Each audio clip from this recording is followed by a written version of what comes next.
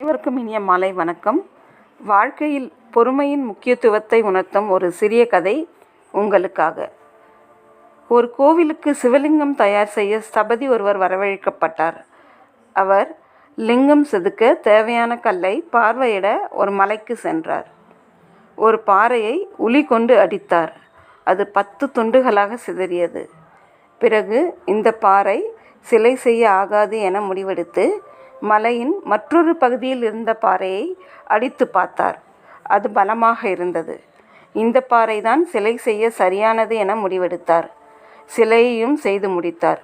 முதலில் உடைந்த பாறையை படிக்கட்டுகளுக்கு பயன்படுத்தி கொண்டார். ஒரு நாள் கோவிலில் இருந்த சிவலிங்கத்தை பார்த்த உடைந்த பாறை, "நீயும் நானும் ஒரே மலையில்தான் இருந்தோம். நீ கடவுளாகி விட்டாய். உன்னை ஊரே வணங்குகிறது. என்னை எல்லோரும் மிதிக்கிறார்கள். இது பாரபட்சம் இல்லையா?" என்று கேட்டது. அப்போது லிங்கம் பேசியது. "நீ ஒரே ஒரு அடியிலேயே நொறுங்கி போனாய்.